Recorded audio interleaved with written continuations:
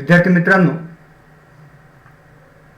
वाणिज्य संघटन आणि व्यवस्थापन या विषयातील प्रकरण क्रमांक 2 व्यवस्थापनाची कार्य यामध्ये आपण व्यवसायाच्या उद्दिष्टपूर्तीसाठी व्यवस्थापकाला जी विविध कार्य करावी लागतात या कार्यातील नियोजन, समन्वय, संघटन, कर्मचारी व्यवस्थापन आणि निर्देशन या कार्याविषयीची माहिती घेत आहोत. आजच्या भागामध्ये आपण व्यवस्थापकाला कराव्या लागणाऱ्या अनेक महत्त्वाच्या कार्यापैकी समन्वय या कार्याची माहिती घेत आहोत. तर सर्वसाधारणपणे समन्वय किंवा कोऑर्डिनेटिंग म्हणजे काय? तर व्यवसायातील विविध कार्याचे एकत्रीकरण करणे म्हणजे समन्वय.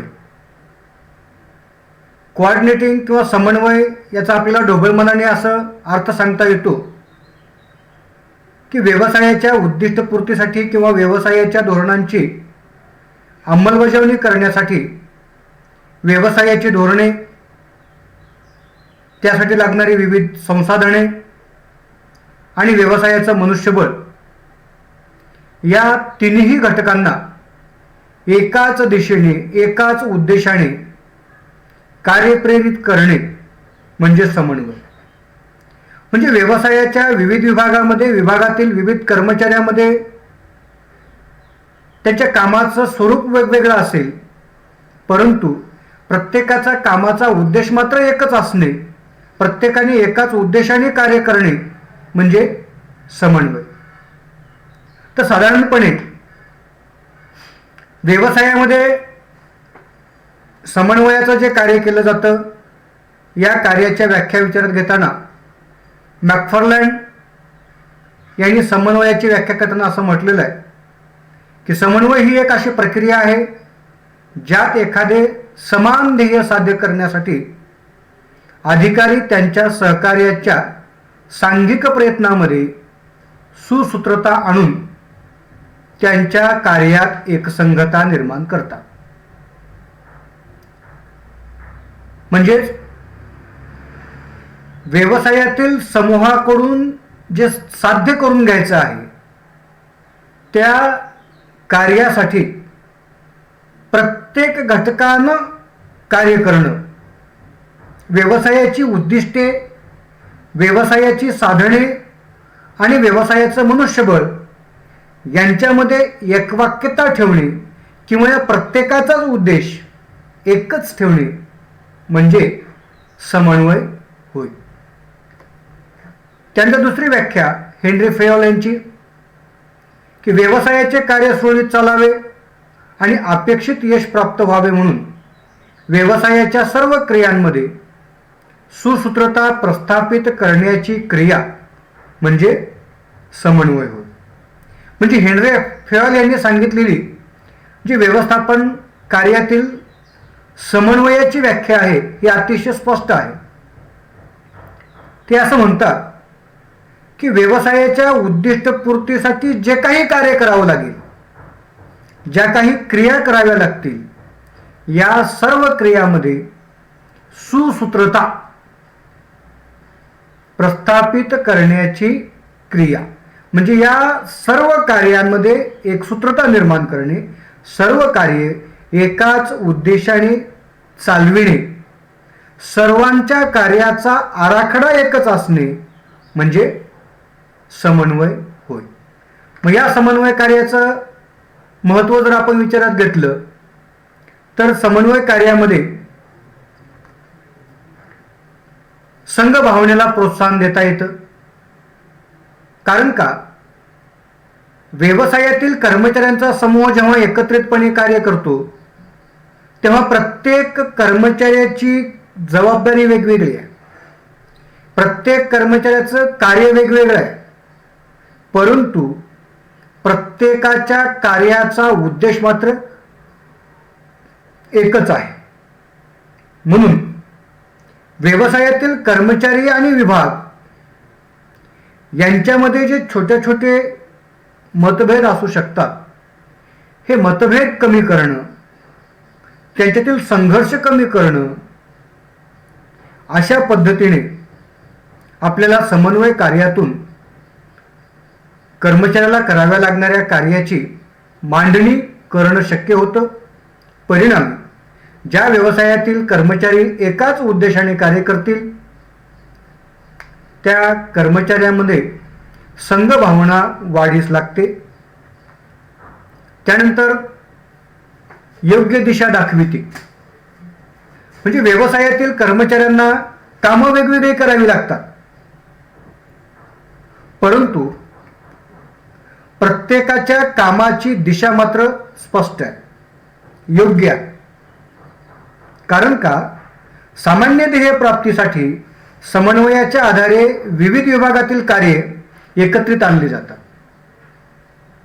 कारण कुठल्याही व्यवसायाचं उद्दिष्ट केव्हा साध्य होणार आहे, जेव्हा वेगवेगळ्या विभागाला करावी लागणारी कार्य ही एकाच उद्देशाने केली जातील, तेव्हा त्या व्यवसायाची उद्दिष्टे साध्य होणार आहेत. प्रामुख्याने व्यवसायामध्ये खरेदी विभाग आहे, उत्पादन विभाग आहे, विक्री विभाग आहे, अर्थपुरवठा विभाग आहे. विभाग वेगवेगळे, विभागातील कर्मचाऱ्याचं कार्य वेगवेगळं आहे, परंतु प्रत्येकाच्या कार्याचा उद्देश मात्र सामान्य आहे, एकच आहे. मग या प्रत्येकाच्या कार्याची म्हणजे व्यवसायाच्या उद्दिष्टाची अंमलबजावणी करता यावी, अशा पद्धतीनं समन्वय कार्यामुळं कामाची आखणी केली जाते.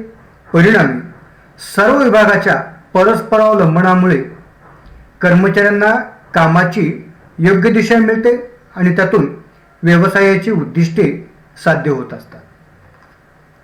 त्यानंतर समन्वय कार्यामुळे प्रेरणा निर्माण करण्यास मदत होते. आता कोणताही कर्मचारी जेव्हा काम करतो, तेव्हा ते काम मी का करावं, त्या कामाच्या पूर्णत्वातून मला काय मिळणार आहे, याचं उत्तर जोपर्यंत त्या कर्मचाऱ्याला मिळत नाही, तोपर्यंत तो कर्मचारी कार्यक्षमतेचा पूर्ण वापर करून कार्य करीत नाही. म्हणून प्रत्येक कर्मचाऱ्याला त्यांच्या कार्यक्षमतेसाठी प्रेरणा असणं गरजेचं आहे. मग ही प्रेरणा कर्मचाऱ्यांची कार्यक्षमता वाढविण्यास मदत करते. आणि जर व्यवसायातील कर्मचाऱ्यांची कार्यक्षमता वाढली तर व्यवसायाचा विकास सुद्धा होत असतो. याशिवाय व्यवसायातील प्रत्येक कर्मचाऱ्याला जर आपण कार्यक्षमता वाढवली तर आपल्याला योग्य वेतन मिळणार आहे, आपल्याला नोकरीची सुरक्षितता मिळणार आहे, आपल्या कार्यक्षमतेनुसार आपल्याला बढती मिळणार आहे, याची खात्री ही कर्मचाऱ्यांमध्ये होत असते. परिणामी सर्व कर्मचारी व्यवसायाची उद्दिष्टे साध्य करण्यास कठोर परिश्रम घेणे शक्य व्हावे म्हणून समन्वय कार्य त्यांना प्रोत्साहन देत असतं. म्हणजेच समन्वयामध्ये व्यवसायाची उद्दिष्टे आणि कर्मचाऱ्यांची कार्यक्षमता यांचं एकत्रीकरण केलं जातं. कर्मचाऱ्यांना तुम्ही ते काम करू शकतात, तुमच्याकडे ती ॲबिलिटी आहे, याचा विश्वास दिला जातो आणि मग कर्मचाऱ्यांना त्या व्यवसायाची उद्दिष्टे साध्य करण्यास प्रोत्साहन मिळतं. त्यानंतर संसाधनाचा पर्याप्त वापर करणं शक्य होतं.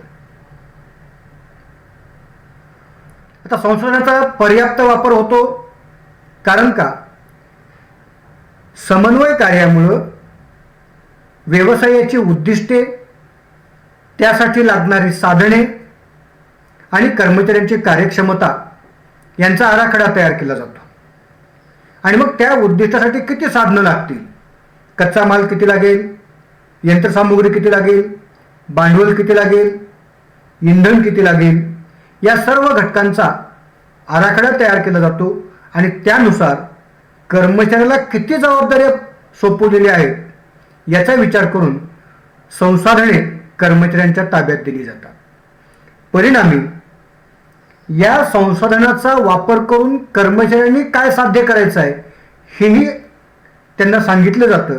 परिणामी प्रत्येक कर्मचारी उत्पादनाच्या संसाधनाचा अपव्यय कसा कमी करता येईल या दृष्टीने विचार करतो.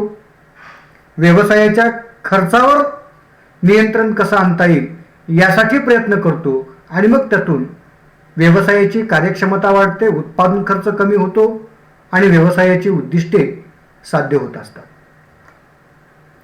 त्यानंतर समन्वय कार्यामुळं संघटनात्मक उद्दिष्ट प्राप्ती होत असते की व्यवसायाची जी उद्दिष्टे आहेत किंवा व्यवसायाची जी ध्येय आहेत उच्चस्तर व्यवस्थापनाने जी निश्चित केलेली आहेत, ही ध्येय उच्चस्तर व्यवस्थापन केवळ निश्चित करतं.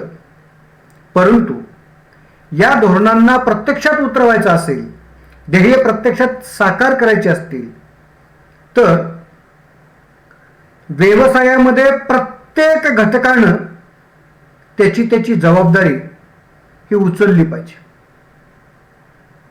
प्रत्येक घटकानं व्यवसायाच्या उद्दिष्ट पूर्तीसाठी मला कार्य करायचं आहे या जाणीवेतून काम केलं पाहिजे. म्हणजे जर मी एकट्याने काम केलं नाही तर काय होणार आहे, या भूमिकेतून जर कर्मचारी व्यवसायामध्ये वागत असतील तर व्यवसायाची उद्दिष्टे साध्य होऊ शकत नाहीत. कारण व्यवसायाच्या समूहातील कोणत्याही एका कर्मचाऱ्याच्या अकार्यक्षमतेमुळे त्या विभागाचं उद्दिष्ट साध्य होऊ शकत नाही आणि एखाद्या विभागाच्या उद्दिष्टाच्या अपूर्णतेमुळे व्यवसायाची ध्येय उद्दिष्टे आपल्याला गाठता येत नाही. म्हणून व्यवसायातील सर्वच समूहाच्या संघटनात्मक उद्दिष्ट प्राप्तीसाठी समन्वय महत्त्वपूर्ण भूमिका बजावत असते. त्यानंतर समन्वय कार्यामुळे अधिकारी कर्मचारी यातील नातेसंबंध सुधारता येतात. कारण का समन्वयामध्ये प्रत्येक कर्मचाऱ्याच्या कार्यक्षमतेचा विचार करून प्रत्येक कर्मचाऱ्याच्या पात्रता, आवड आणि कौशल्य याचा विचार करून जबाबदारी निश्चित केली जाते आणि व्यवसायाची उद्दिष्टे, कर्मचाऱ्याची कार्यक्षमता आणि साधने याच्यामध्ये एकवाक्यता निर्माण केली जाते, समन्वय निर्माण केला जातो.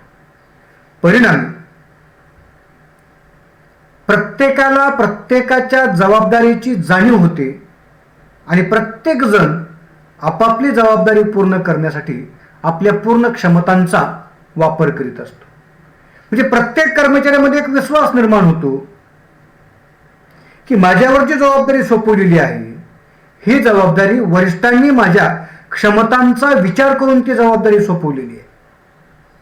म्हणजे मी ती जबाबदारी पूर्ण करण्यासंबंधी माझ्या अगोदर माझ्या वरिष्ठांना विश्वास आहे. परिणामी वरिष्ठांनी माझं अचूक मूल्यमापन केलेलं आहे, माझ्या क्षमतांचा विचार केलेला आहे आणि मी ज्या कार्यक्षमतेचा वापर करतो त्या कार्यक्षमतेचा सुद्धा माझे वरिष्ठ योग्य तो विचार करतील याच्यावर प्रत्येक कर्मचाऱ्याचा विश्वास असतो. ते निष्ठेने काम करतात आणि मग अधिकारी आणि कर्मचारी यांच्यातील नातेसंबंध सुधारतात, यांच्यात सलोख्याचे संबंध निर्माण होतात, यांच्यातील वादविवाद कमी होतो आणि सुसंवाद निर्माण होत असतो. कारण का व्यवसायामध्ये कर्मचाऱ्यांचा जो समूह आहे या समूहातला प्रत्येक जण व्यवसायाच्या उद्दिष्टपूर्तीसाठी कार्य करतो. प्रत्येकाचं कार्य वेगवेगळं आहे, परंतु व्यवसायामध्ये वेगवेगळ्या विभागात काम करणारा वेगवेगळा कर्मचारी हा स्वतंत्र नाही. त्याचं काम हे दुसऱ्या विभागावर अवलंबून आहे आणि याच्या कामावर दुसऱ्या विभागाची कामं सुद्धा अवलंबून आहे.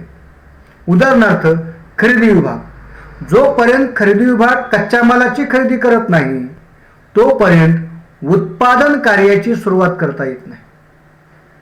म्हणजे खरेदी विभागाच्या खरेदीवर उत्पादन विभागाचं कार्य अवलंबून आहे आणि उत्पादन विभागाच्या उत्पादनावर विक्री विभागाचं कार्य अवलंबून आहे.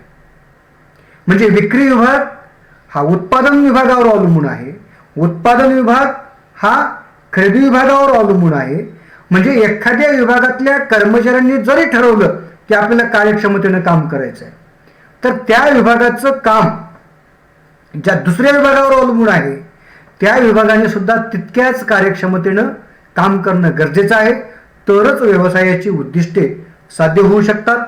म्हणून कर्मचारी आणि अधिकारी कर्मचारी यांच्यातील परस्पर संबंध सुधारण्यासाठी समन्वय कार्य महत्त्वपूर्ण भूमिका बजावत असते. त्यानंतर समन्वय कार्यामुळे उच्चतर कार्यक्षमता निर्माण करता येते. कारण समन्वय कार्यामुळे संसाधनाचा पर्याप्त वापर करता येतो.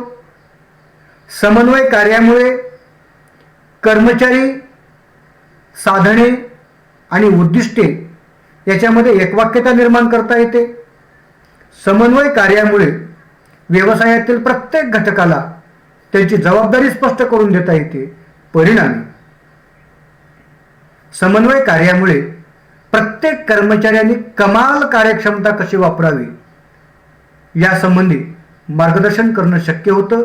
यामुळे व्यवसायाची कार्यक्षमता वाढते, उत्पादन खर्च कमी होतो, व्यवसायाच्या उत्पादनाच्या किमती कमी करणं शक्य होतं आणि मग त्यातून व्यवसायाला विविध उद्दिष्टांची पूर्तता करता येते.